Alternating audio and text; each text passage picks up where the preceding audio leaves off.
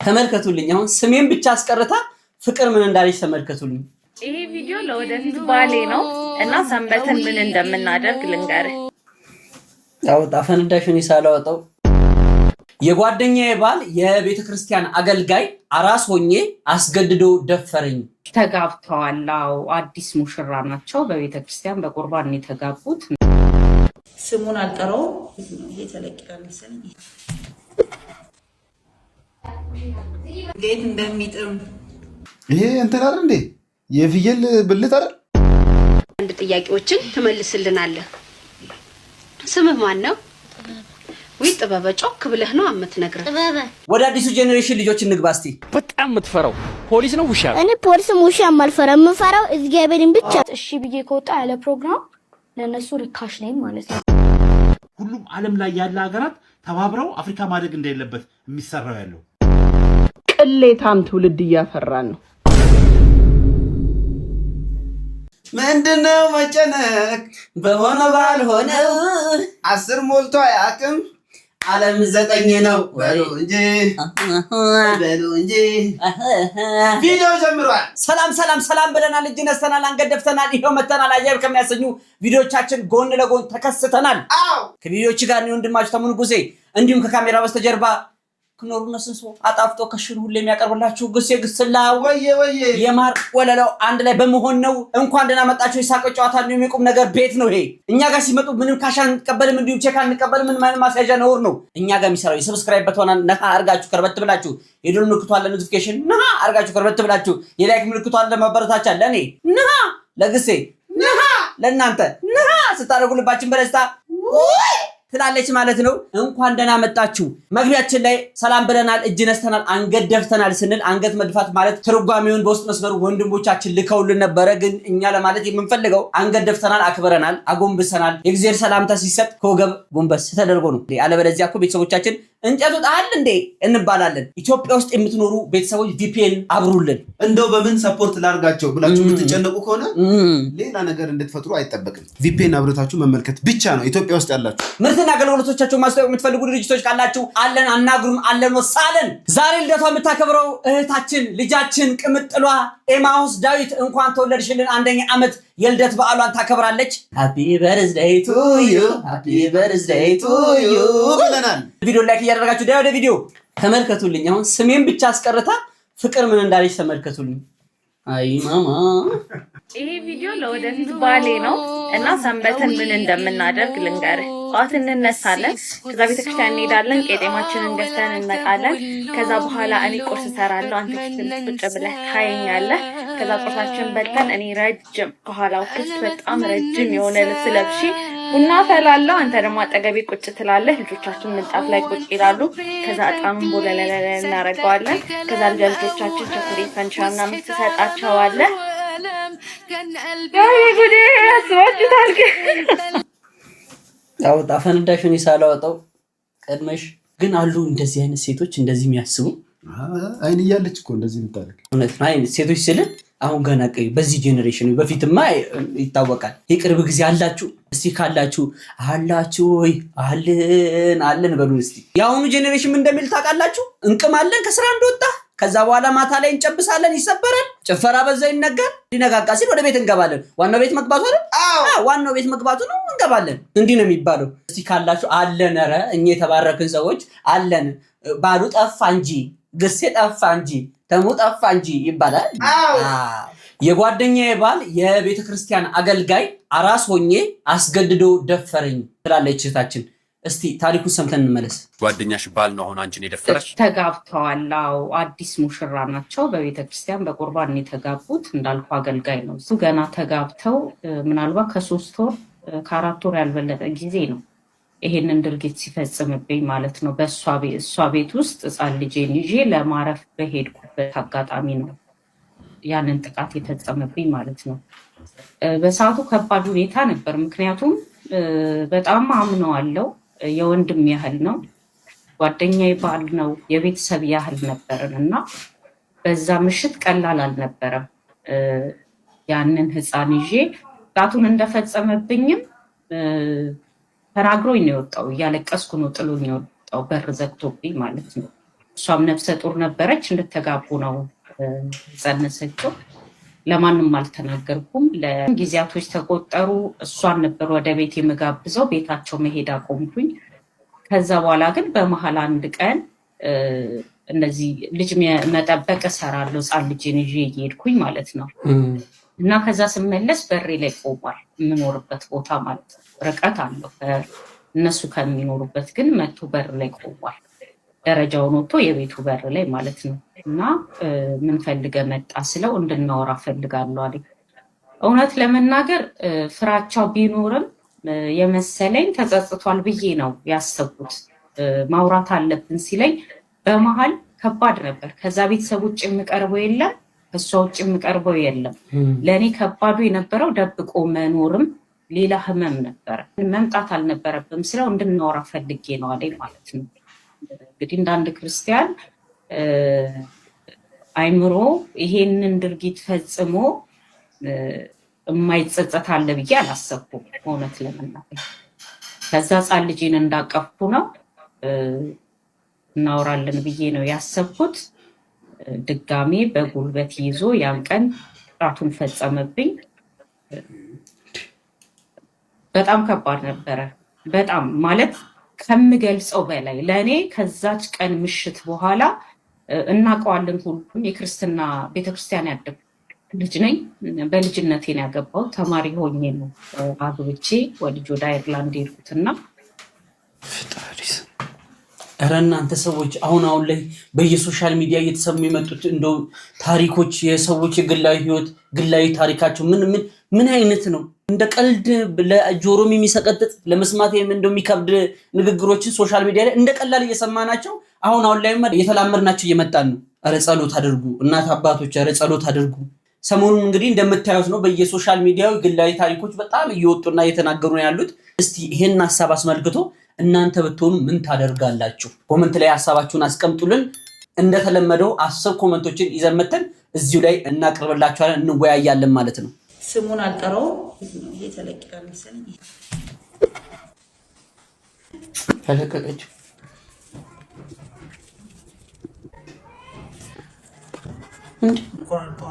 እንሰራበት መጥበሻ ላይ ኦሊቭ ኦይል፣ ተከተፈ ሽንኩርት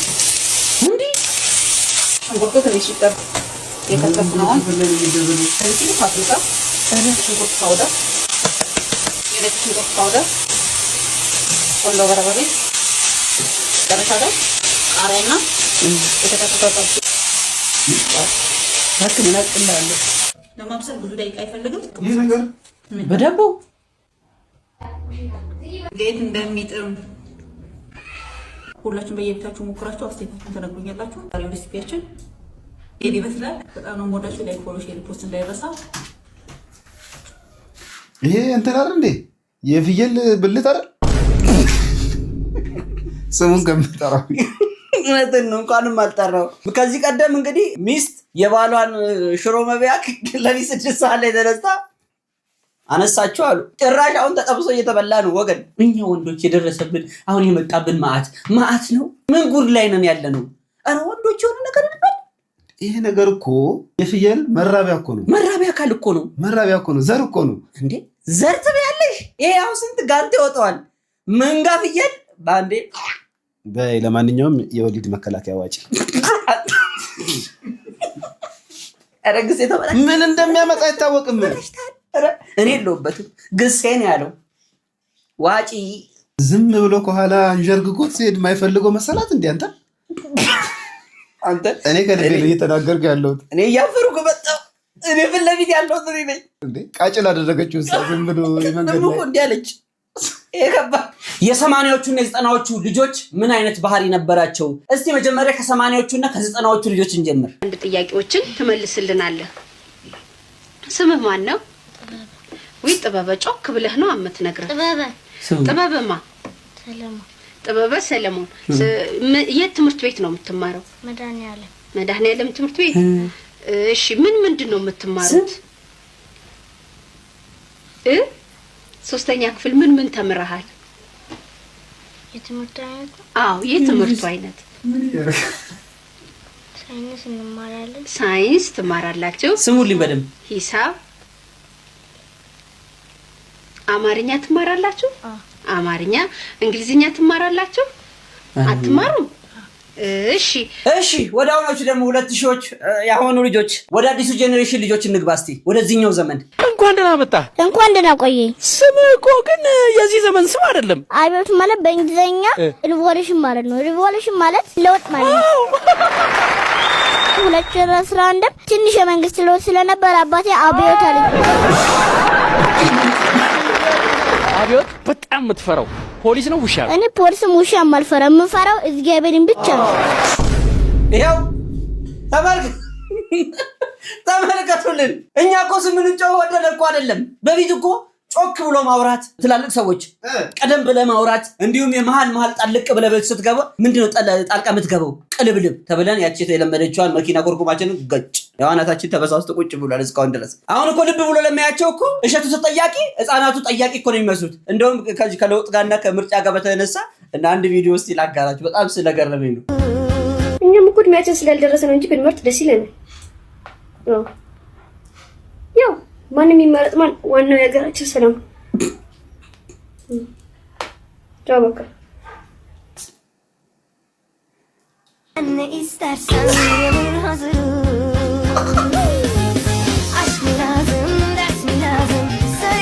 አሁን መመቀት ላልቆቹ የዘጠናዎቹና 80ዎቹ የተወለዱ ልጆች ጭራሽ በቃ ጻት ሁሉ ነገራችን ወደ ኋላ እየተመለሰ ነው።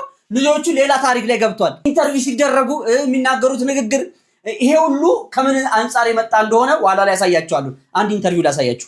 እሺ ብዬ ከወጣ ያለ ፕሮግራም ለነሱ ርካሽ ነኝ ማለት ነው። ስሜ ሞዴል ክርስቲያን ተስፋዬ ይባላል። የ10 ዓመት ታዳጊ ነኝ እና ትምህርትም 30 ሰርተፊኬት አለኝ፣ 3 ሜዳሊያ አለኝ፣ እንዲሁም 2 ዋንጫ አለኝ። ጡረታ ማስወጣት ነው። በሞዴሊንግም በራናዌ ሞዴሊንግ አሸንፌ ዋንጫ አለኝ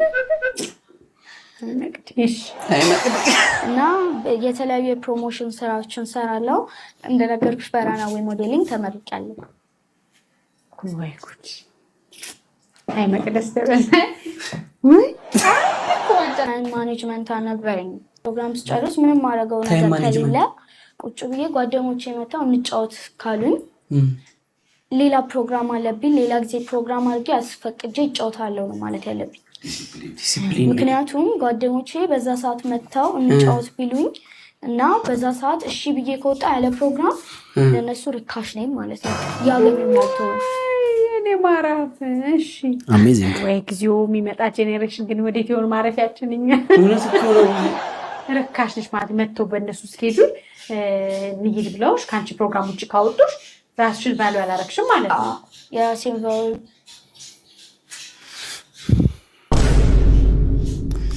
ምን አባታኛለህ በ10 ዓመት ያ ሁሉ ሜዳሊያና ያ ሁሉ ዋንጫ አሁን እናቴ አንቺ ጡረታ መውጣትን ያለብሽ አይደል እንዴ? እኔም እኮ ሜዳሊያ ነበር።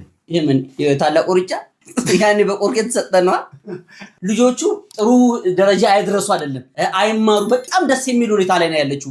ሞዴሊንግ ላይ ጥሩ ዕውቀት ነው ያላት። አቀማመጧም ምናምን ስነ ስርዓት አለው። ነገር ግን አንዳንድ ጊዜ የቃላት ንግግሮች ከምንሰማቸውና ከምናያቸው ነገር አንፃር በጣም እኔ ቆን እንደራስ እሺ አንተ ታስቅብኛለህ። ሌላም ደግሞ እስኪ እንመልከት። ስላይነ ብርሃን ግርምሽ ድረስ እሺ በግርምሽ አስደነገጥከኝ እኮ እኔ ልደንግጥ በግርምሽ በግርምቲ በግርምዬ ብዬሽ እግዚአብሔር ይስጥልኝ። ውለዱ ክበዱ። ከማን ጋር? ከግርምሽ ጋር ወንድሜ እኮ ነው። ይውለድ ይክበድ። ከደረሰ ማን ነው ደረሰ? ስራ የለሽም እንደ አንቺ ስራ የለሽም? 10 ብር ሰጠው ብለሽ እኔ አንቺ 7 ዘር ማወቅ አለብሽ። እኔ እኮ የሚያከላና ተሸክመም ዞሮ ነው የሚገርመኝ። አይደለም ጊዜ እግዚአብሔር አይ አንዳንድ ጊዜ ምን አለ መሰለ ቅድም ብየዋለሁ ቀልጠፍ ማለታቸው ነገሮች ላይ ቶሎ ማወቃቸው በጣም መልካም ነው። ግን ልጅ እንደ ልጅ ሆኖ ማደግ አለበት የምንልበት ምክንያት ምንድነው? አንዳንድ ጊዜ ያወቁ እየመሰላቸው ከፍሬም የሚወጡበት ምክንያት አለ። እኔ ይሄን ስናገር በጣም በሲሪየስ ነው። በጣም ብዙ ህፃናት ወደ አልባሌ ነገር እየገቡ ነው። አሁን ቦይፍሬንድ ገርል ፍሬንድ ውስጥ የሚገቡት እነሱ ናቸው። እንደ ልጆቻችሁን ቼክ አድርጉ። ይሄ ሁሉ የመጣበት ምክንያት ምንድነው? ተመልከቱ እስቲ። እባካችሁ ልጆቻችሁ ሾርት ፎርም ቪዲዮ እንዲያዩ አትፍቀዱላቸው። ወላሂ ገና 3 ዓመት 6 ዓመት የሆነ ህጻን ልጅ በየሰከንዱ እንደዚህ ስክሮል ሲያደርግ አእምሯቸው ምን ያህል ዳሜጅ እያደረገ እንደሆነ ሳስበው በጣም ነው ልብ የሚሰብረኝ። ከ16 ዓመት በታች ያሉ ልጆች ከ10 ደቂቃ ያነሰ ቪዲዮ ጭራሽ ማየት የለባቸውም። እንኳን አእምሯቸው ዲቨሎፕ እያደረገ ያሉ ህጻን ልጆች ይቅርና እኛ ራሳችን ካልተጠነቀቅን ፍራይ እያደረገን ያለው አቴንሽናቸው እያነሰ ይመጣል። የማስታወስ አቅማቸው እያነሰ ይመጣል። አንድ ነገር ላይ ዲፕ ፎከስ ማድረግ አይችሉም። በየደቂቃው ስቲሙሌት መደረግ ይፈልጋሉ። አዲክት ሆነው ማለት ነው። ለዚህ ነው አንድ ቦታ ሲሄዱ ረጅም ሰዓት መቀመጥ ማይችሉት። ጨዋታ ቶሎ ይደብራቸዋል። ህይወት ራሱ በአጠቃላይ ቀስ ይልባቸዋል። ምክንያቱም በየሰከንዱ አዲስ ነገር ማየት ስለለመደባቸው ሁሉ ነገር አእምሯቸው መረጋጋት አይችሉም። በእጃቸው ሲጀመር ምንም አይነት ስክሪን መስጠት የለብንም። ማየት ካለባቸው ቲቪ ይጠቀሙ። ከብዙ ጣጣ ያድነናል። ይሄ ትክክልና ነጯን ነው። በተለይ ልጆች አሁን ስክሮል ማድረግ ለምደው እናትና አባት ሲቆጡ እንደ ቢችሉ አርጎ ቢያሳልፉ ለደስታቸው እኮ ነው። አሁን ላይ የሚሰሙ ህጻናት ራሱ እየተፈጠሩ አይደለም። እና ይህችን ነገር ከግምቱ ታስገቡ። ልጆችም ስልክ መያዝ ካለባቸው አጋዥ ለትምህርታቸው አጋዥ የሆነ ማየት ያለባቸው ነገር እንደ እድሜያቸው ተለክቶ መሰጠት አለበት። ይህም ደግሞ የእናትና የአባት ኃላፊነትና ግዴታ ነው። እናትና አባት ስንል ደግሞ አንድ ቪዲዮ ላጋራችሁ ጠቅለል ላደርጉ። ሳም እባክህን በናይል ላይ እንደዚህ ያጨክንበት ለምን እንድትቀጣው? ዛሬ እኔ ካልቀጣሁት ነገ ማን ሊቀጣው ነው? ሊያ ገና እኮ ህፃን። ዛሬ ካልተቀጣ መቼ ሊቀጣ ነው? ነገ እጅሽ ላይ ሲበላሽ ነው መስመር የምታስዩ። ብትመክሩ አይሰማም። ሁሉ ጊዜ ማስፈራራት አለበት። ምክርማ ሰምተው ቢሆን ኖሮ ሆን ብሎ ጥፋት አያጠፋም ነበር። ሲያጠፋማ ዝም ካልኩት ነገ ጥፋቱ ይበረታል። ያንቺ ማቆላመጥ ነው ልጁን የሚያበላሽ። ልጁን አላበላሸሁትም። ዝም ብለህ አታካብ። እያካበድኩ አይደለም። እኔ ስቆጣ አንቺ መሀል ገብተሽ ለምን ብለሽ ስትከራከሪ ናይል አንቺ መጠጊያ ያደረግና እኔ መናቅ ይለምዳል። እኔ እኮ ልጅ እንዳይፈራ ብዬ ነው ሳም። ሊያ እኔ እንዲፈራኝ ሳይሆን ህግ እንዲያከብር ነው ፈልግ። የአባትነት ኃላፊነቴን አታሳጭ። እሺ ግን በጣም አታክርርበት። ልጄ ስለሆነ ያመኛል። እኔም እኮ ልጄ ነው። ነገ ሰው እንዲሆንልኝ ይፈልጋል። ስለዚህ ከዚህ በኋላ ጥፋት ሳይጠፋ ሁለታችንም አንድ መሆናችን ማወቅ አለብን። ተስማምቻለሁ። አንዳንድ ጊዜ አባቶች አንስተው ያፈርጣሉ፣ እናቶች መሸሸጊያ ናቸው። ልጆች ደግሞ ብልሽሽታውን ፋዘር ጉንጭ ማልፋት ነው የሚሆነው። ጉንጭ ማልፋት ሊገለን ነበር እኮ። እንደ ፋዘርም እንደ ንጉዬ ግደሉም አይደለም መረንም ልቀቁ አይደለም። ግን እናትና አባት ተመሳሳይ ባህሪ ካላሳያችሁ መሸሸጊያ ሁለት ቤት ያለው አይደል የሚባለው? ሁለት ቤት ያለው ሰው ይባላል። ለልጆች እናትና አባት ናችሁ መድኃኒቶች። አስምሩበት ቤተሰቦች። ከዚህ ቀደም እንግዲህ አንድ ቪዲዮ አጋርተን ነበረ። ቪዲዮም ደግሞ ምንድነው የሚለው አካባቢያችሁ ላይ ያለውን ትዳር እውነተኛውን ትዳር ብታዩት ቆሜ አልቀርም እንደ እኮ ነው የምትሉት። ምን ሆኖ ደስ የሚለው እውነት ትዳር እኮ በጣም በቃ ከምናየው አንጻር በጣም የሚያስጠላ ነገር ነው። ሲንግሉ ነው መቅረት ይሻላል አሁን ላይ ብላ አንድ እህታችን ቪዲዮ አጋርታን ነበረ። ለዛ መልስ በውስጥ መስመር አንድ ወንድሜ የኔ ትዳር መማሪያ ነው እና እስቲ እባክህን ቪዲዮን አጋራልኝ ብሎኛል። እስቲ ቪዲዮ እንየው። ሰላም ተሙ፣ እንዴት ነህ? ኤፍሬም ይባላለሁ፣ ከሸኑ ነው። እኔ ባለትዳር ነኝ። ካገባው 3 ዓመቴ ነው። ከባለቤቴ ጋር አንድ ልጅ ወልደናል። ካገባኋት 3 ዓመት ሆኖናል። የመጀመሪያ ልጄ። እኔ በትዳሪ ደስተኛ ነኝ። አስቤበት ተረድቼ ምናምን ያገባሁትና ምንም በዙሪያዬም ያሉ ሰዎች አሉ፣ ጓደኞቼ ምናምን ያገቡ ጓደኞች አሉ። እነሱም በትዳራቸው በጣም ደስተኛ ናቸው። 100% ሁሉም ሰው ደስተኛ ይሆናል ብሎ አይታሰብም። በእርግጥ ግን እንደዚህ እሷ በጅምላ እሷ እንዳለችው ጀነራሊ ትዳር ሁሉም ሰው በአካባቢያችሁ እንደሚታዩ በማህበራዊ ሚዲያ እንደሚታዩ ነው ምናምን አይደለም ያለችው። ግን ትክክል አይደለም። እንደዚህ አይነት ሴቶች በነገራችን ላይ የእድሜያቸውን ረጅም ጊዜ በቃ ከተለያዩ ሰዎች ጋር ከተለያዩ ወንዶች ጋር መጥፎ ነገር እያደረጉ ለመኖር የሚያስቡ ሴቶች ምልክት አስተሳሰብ ነው እንጂ ሲጀምር ከዚች ስለ ትዳር ምንም ልትል አትችልም። እንደዚህ አይነት አስተሳሰብ ካላት ምንም ልትል አትችልም። ግን ይኸው እኔ ያለው ምስክር ነኝ። በቃ ባጭሩ በትዳሬ ደስተኛ ነኝ። ወጣት ነኝ። በጣም ብዙ ነገር ሊያምረኝ ላረግ የምችልበት እድሜ ላይ ያለሁት፣ ግን በትዳሬ ደስተኛ ነኝ። ታማኝና ምንም እንትን ሳልም ደስተኛ ሆኜ ለመቀጠል ማስብ ሰው ነኝ። ምንም ሌላ ሐሳብ የለም እና እቺ ልጅ ትክክላለች። በጣም ነው የምናመሰግነው ወንድማችን። እንግዲህ እንዳለው ሁሉም ሰው ፐርፌክት ሊሆን አይችልም። ሁሉም ሰው ደግሞ መጥፎ ነው ማለት አይቻልም። እንደዚህ አይነት ሰዎች ምክንያት እየደረደሩ የራሳቸውንም የሰውንም ህይወት የሚያበላሹ ናቸው። እንደዚህ አይነት ሰዎች ቡሌ የለመዱ ናቸው ማለት ነው። ቡሌ ማለት ማጣቁ ሰዎች ካላቸው 30 አይነት ምግብ የነካካው ማለት ነው። ከብዙ ሰዎች ጋር ንክኪ ያላቸው ናቸው። ትዳር ማለት የተከበረና በጣም ትልቅ የሆነ ክቡር የሆነ ነገር ነው። ትዳር ክቡር ነው፣ መኝታው ንጹህ ነው። ትዳርን አትፍሩ፣ አንፍራ፣ አትፍሩ። አይ የሚቀድሙን አንፈራም። እኔ አልፈራም። እሱ ነው የሚያስፈራኝ። እሷን ትንሽ ያመጣዋል ፈጣሪ ደግሞ በጀቱን ለቀቅ ያደርጓልና አይዟችሁ፣ አትፍሩ። ነገር ግን እንደዚህ የምታስቡ ሰዎች ካላችሁ አትሳሳቱ። ብዙ አስተማሪ የሆኑ ቤተሰቦች አሉ፣ እንማርባቸው። አራስ ናት መሰለኝ።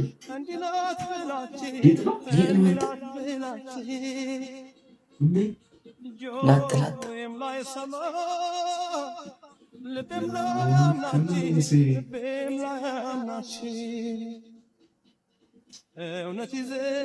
ፍጥጥ ብሎ ነው። ይመችል።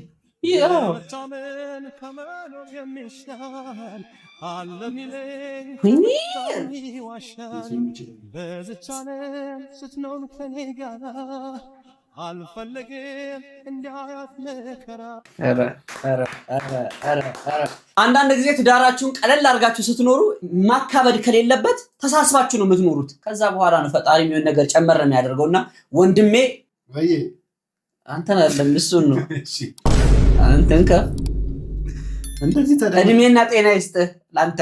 እንጀራው ግን ምንድነው? እንጀራው ግን ጥሩ እኮ ነው።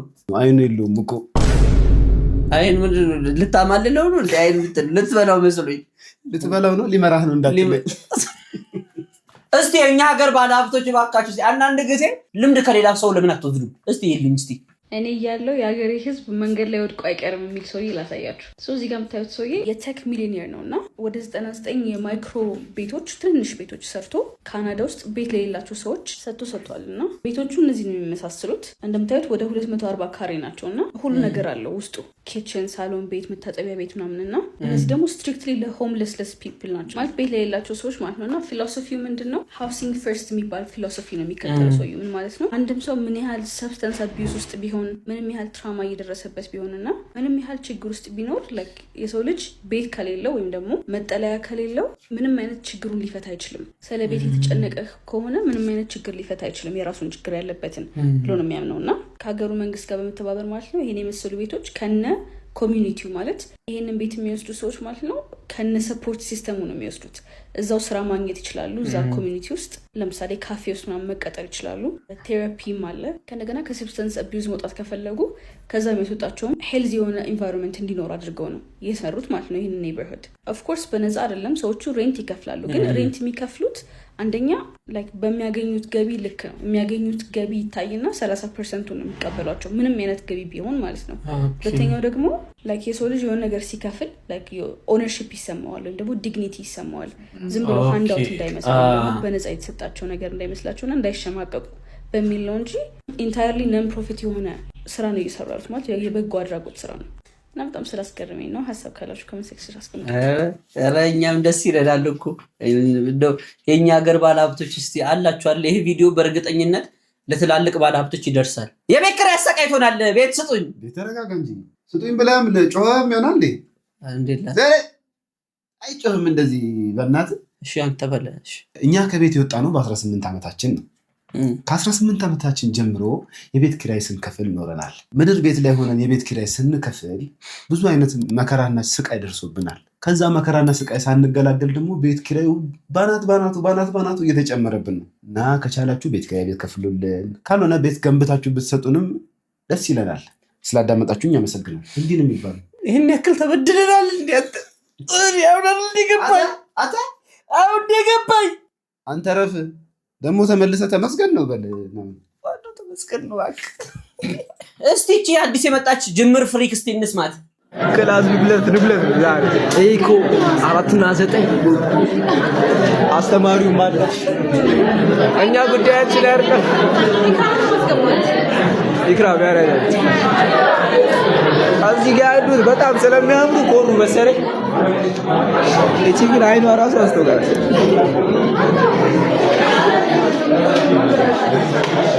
ይህን ጉዳይ እንደው ለቀልድ ምናምን ሳይሆን እንዲህ በሲሪየስ ለአንተን ይህን ቪዲዮ ልታየው ትችላለህ። አንደኛ ደረጃ ልጅ ነህ፣ ያለው ትምህርት ቤት ውስጥ ነው። ትምህርቱ ማትፈልገው ከሆነ ጊዜን አታቃጥል።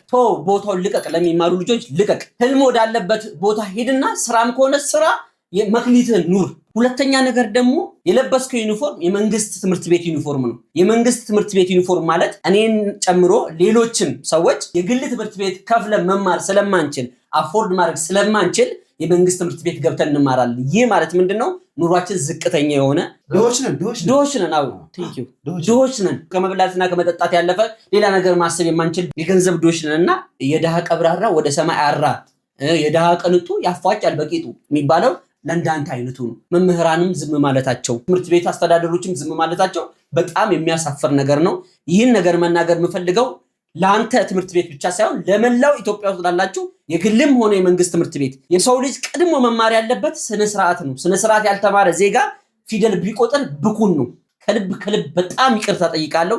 ጀግና የሆናችሁ መምህራንና አስተዳደሮች እንዳላችሁ አውቃለሁ። ግን እንደዚህ አይነት ሾልኮ የሚወጡ ልጆችም ስላሉ አደራችሁን። አንተ ባለህበት እድሜ ሁላችንም ፈርከናል፣ ሁላችንም ዘና ብለናል፣ ብዙ ነገር አምሮናል። ነገር ግን ያለንበት የኑሮ ደረጃ ያን ያክል የሚያስቀብጥ ስላልነበረ ወደኋላ ያዝ አድርጎን ነበር። አንድ እውነት ላሳውቅ የምፈልገው ነገር ቢኖር ምንድነው? እመነኝ፣ ዛሬ ላይ እንዲያደረጋችሁት ነገር ለአንተም ለጓደኞችም ለሌሎችም ዛሬ ላይ ቀለዳችሁበት ህይወት ነገ ላይ በእጥፍ ከፈለክ በዶላር ከፈለክ በፓውንድ እየመነዘረ ይከፍላል። ይሄ ስለ ገንዘቡን ታገኛለህ አይደለም። አሳርህን ቁጭ በለ አስም እዚህ አርም እዚህ አለ አሳራ እንደተበላታለህ። ካስቀየምኩ ይቅርታ እንቦከረዩ አይሆን የምትልም ከሆነ እሰየው የራስ ጉዳይ። ራቅ ስላልከኝ ነው እንጂ አናተን በተራከከ ሁላ ደስ ባለኝ። ይሄን ጉድ ስሙልኝ እስቲ። ማዳበሪያ ፈርቲላይዘር ምን ያክል ለህይወት አስፈላጊ የሆነ በዚህ ዓለም ላይ እንደመጣ የምናውቀው አሁን ብዙውን ጊዜ ያለሱ መኖር አይቻልም ተብሎ ነው የሚነገረው። ማዳበሪያ ለገበሬዎች ሁለት አይነት ማዳበሪያ አለ ባይዘው። አንደኛው ኦርጋኒክ ነው ማለት በተፈጥሮ የሆነ በእኛ ድሮ የተጠቀምንበት ድሮ አባቶቻችን አያቶቻችን የተጠቀሙበት እንደ በበት ያለውን እህልና ሰብል ከተለቀሙ በኋላ ግንድና እንትኑን ተቃጥሎ ወይ ደግሞ አመዱ ወይም ደግሞ እንዲበሰብስ ተደርጎ ከከብት ከሰው ልጅ የሽንት ቤት እንትን ተደርጎ ይረጭና ከዛ አፈሩ ይለመልማል፣ ለም ይሆናል፣ ለረጅም ጊዜ ራሱን ያክማል። ኦርጋኒክ በሆነ መንገድ በምንሰራበት ጊዜ እንደሱ እያደረግን ለብዙ ሺህ ዓመታት ከኖር በኋላ የሰው ልጅ ቁጥሩ እየበዛ ስለመጣና በዛ ላይ ደግሞ መሬቱ ቶሎ ቶሎ እንዲያመርት እርሻ ለምሳሌ በቆሎ በአመት አንድ ጊዜ ከሆነ ተዘርቶ የሚበቅለው ማለት ስንዘራው ስናጭደው እንደገና ደግሞ ዝናብ ጠብቀን ነው እንትን ምን ያን ፕሮሰስ በአመት አንድ ጊዜ አካባቢ ነው ተዘርቶ የሚለቀመው አይደል እንዴ የነበረው። አሁን ግን ሁለት ጊዜ ወይ ሶስት ጊዜ ለማድረግ መሬቱን አርቲፊሻል በሆነ መንገድ ምግብ እየሰጠ ነው። ለአትክልቱ ምግብ ቶሎ ቶሎ የሚያሳድገው ምግብ እየሰጠነው እንዲያድግ የሚሰራ ሲንቴቲክ የሆነ ማዳበሪያ አለ፣ ሰው ሰራሽ። ኦኬ አሁን በብዛት የምንጠቀመው ከውጭ ማዳበሪያ ያስገብተን እንደዚህ ማዳበሪያ ከንተነ ተብሎ ማዳበሪያ ፋብሪካ ሰራን የሚባለው ሲንቴቲክ ነው፣ በፋብሪካ የሚመረት ነው፣ በኬሚካል ተጨምሮበት። ያ ማለት መጥፎ ነው ማለት አይደለም። ግን ምን ያደርጋል መሰላችሁ? ኦርጋኒኩ አንድ ጊዜ ከተረጨ በኋላ ለሚቀጥለው እንደገና ማድረግ የለብንም ወይ በሁለት ጊዜ ወይ በምናምን ነው መደረግ የሚያስፈልገው። መሬቱን ይመግበዋል፣ ኦኬ ለም ያደርገዋል። ይህ ሲንቴቲኩ ግን አንድ መሬት ላይ ወይ ደግሞ አንድ እርሻ ላይ መጠቀም ከጀመርን በኋላ ማቆም አንችልም። ምክንያቱም አፈሩን አያለመልምም፣ ምግብ ይሆናል ለአትክልት። በዛን ሰዓት የዘራነው አትክልት እሱን ተመግቦ ቶሎ ቶሎ ያድጋል። ከዛ ግን ማዳበሪያ እንደገና ሌላ ራሱን ሲንቴቲክ የሆነው ማዳበሪያ መጣት አለብን እንጂ እንደ በፊቱ ወይ በት ወይ ረከቦት ወይ እንትኑ አቃጥለን እንደገና በኦርጋኒክ በሆነ መንገድ እናርግ ብንል አፈሩ አያበቅልም፣ አይሰራም። ከትንሽ ጊዜ በኋላ ሲንቴቲክ የተጠቀምበት ፈርቲላይዘር አያበቅልም። ራሱን ነው እንደገና መጠቀም ያለብን።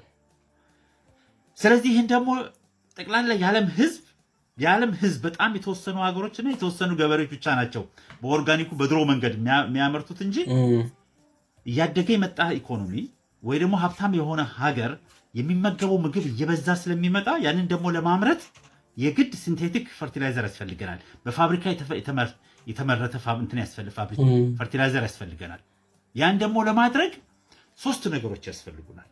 ኦኬ ይሄን በፋብሪካ የሚመረተውን ማዳበሪያ ለመስራት አንደኛ ፖታሽ፣ ሁለተኛ ደግሞ ምንድነው ኒውትሮን ጋስ፣ ከዛ ደግሞ ፎስፈረስ የሚባል ማዕድኖች አሉ። እነሱ ያስፈልጉናል።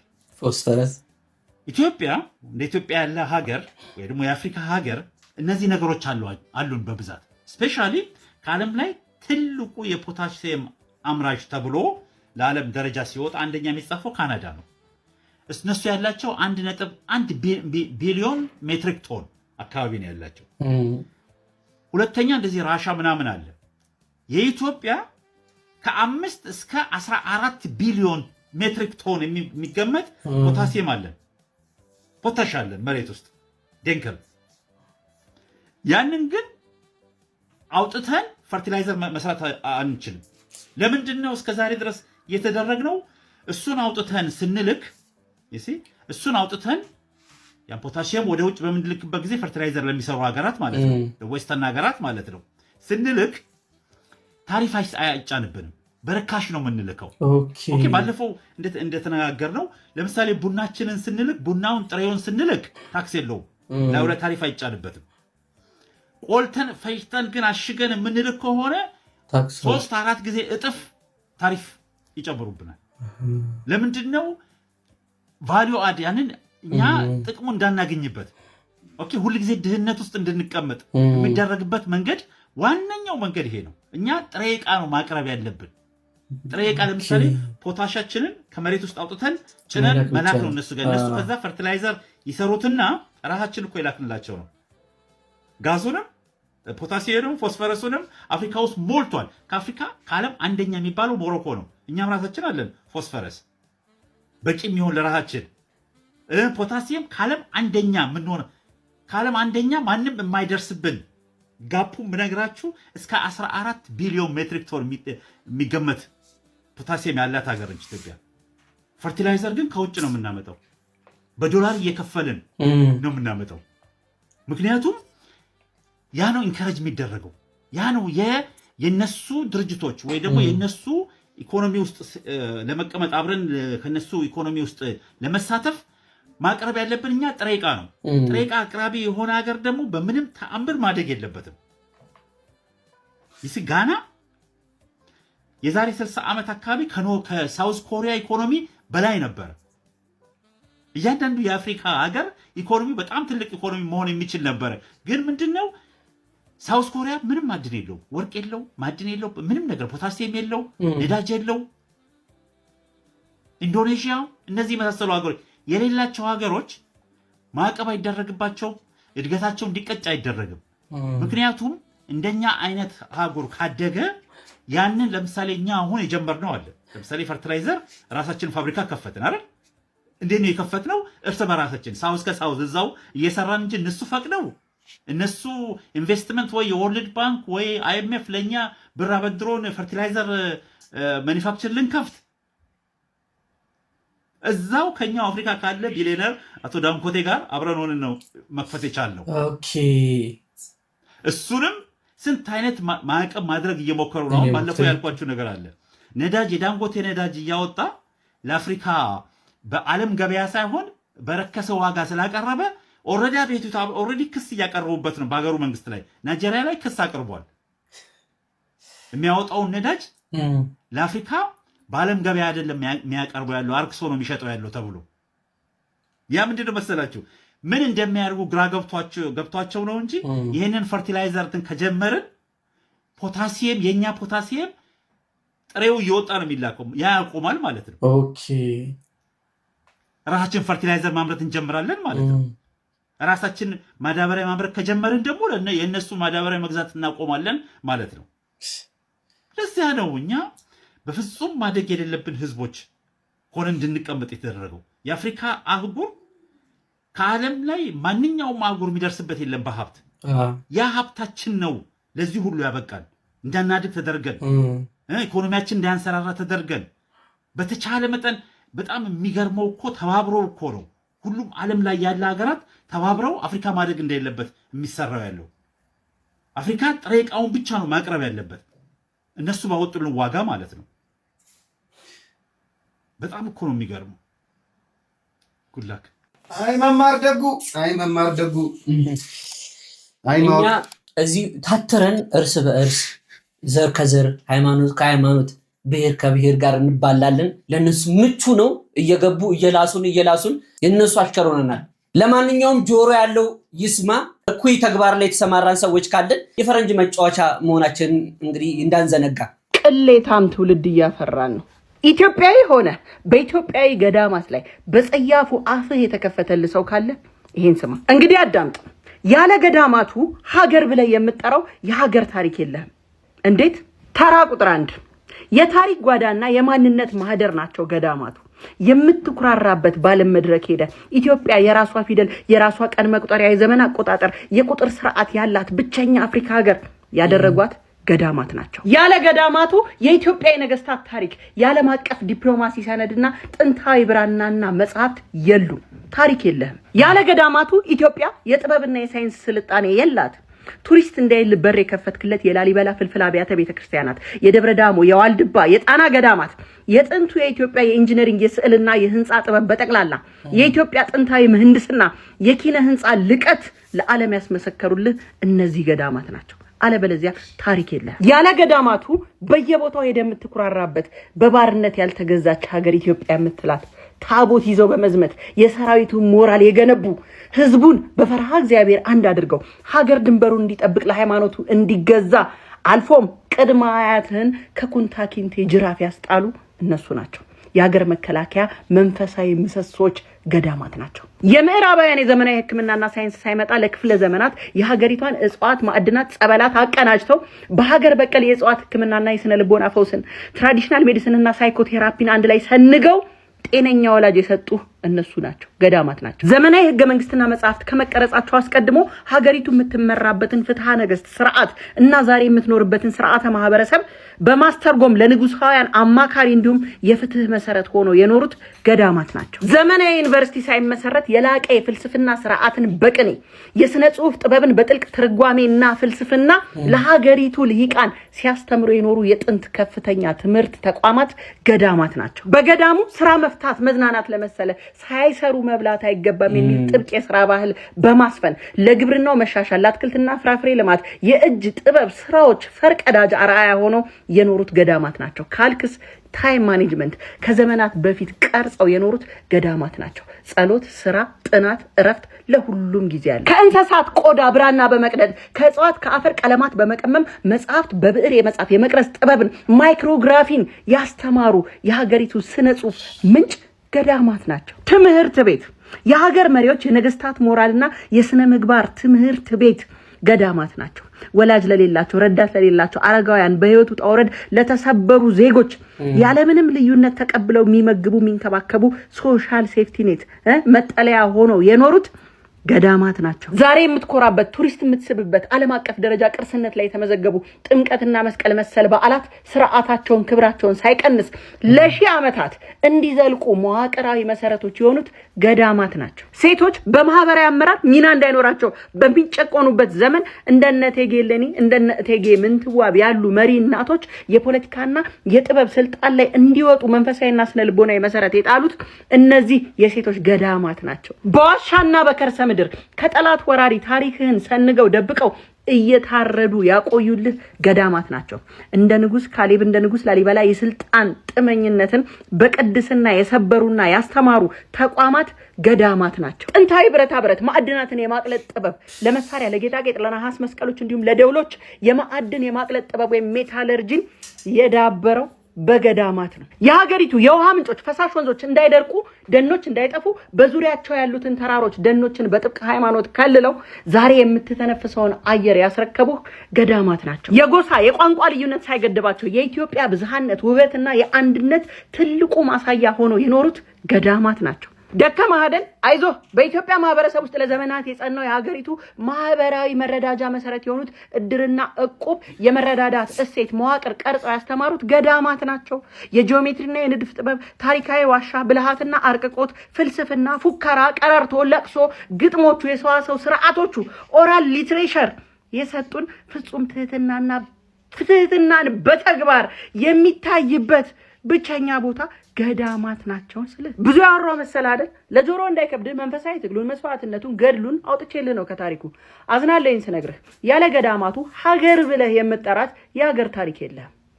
በገዳማት ላይ አፍህን ስታላቅቅ ከቅሌታም ትውልድ አንዱ እንደሆንክ ወቅ። አዎ ሳይማር መመረቅ ሳያነብ ማወቅ ከአባቶች ስር ቁጭ ብሎ ሳይጠይቅ መረዳት የሚፈልግ ቅሌታም ትውልድ እያፈራን ነው። ለልጅ ማኛ መልእክት አድርሱ ነው እንግዲህ ያደረስን። እንደ ስሟ የልጅ ማኛ ፍትፍት አደርጋ በ5 ደቂቃ ውስጥ ሁሉ ነገር አስቀምጣለች። ምን መሰለህ ወንድሜ እናቃቸዋለን እንሰማቸዋለን፣ ነገር ግን የኛ ስለሆነ በእጅ ያዙት ወርቅ ደግሞ ምንድነው እንደ መዳብ ይቆጠራል። ክብር አንሰጣቸውም፣ እውቅና አንሰጣቸውም፣ አናከብራቸውም። የእምነት ቦታ ላይ ያለ ፓወር የትም ቦታ የለም እና ሁላችሁም ወደ የእምነት ቦታችሁ ሄዳችሁ መማራችሁን እንዳዘነጉ። የኔ የሹፍርና አናኗር ስታይሌን ላሳያችሁ። እንግዲህ ዛሬ አናኗሬ እንዴት እንደሆነ ገንዘብ አያያዘ እንዴት እንደሆነ ለወጣቶች በተለይ ወደ ተሳቢ የመጣችሁ ወደ ጅቡቲ የምትሰሩ ሾፌሮች የኔን አናኗሪው እንዴት ኢኮኖሚ አድርጌ እንደምኖር ማለት ነው። አያችሁ፣ ይሄ ምግብ ነው ከቤት የታሰረልኝ ማለት ነው። ይሄ ምግብ ነው። ይሄ አሁን መኪና ኤሲ ያለ ፍርፍር ነው፣ ቋንጣ ፍርፍር ነው። እዚህ ስራ አደርገዋለሁ ማለት ነው። እየቀዘቀዘ ሄዳል፣ አይበላሽም ላላችሁኝ ማለት ነው።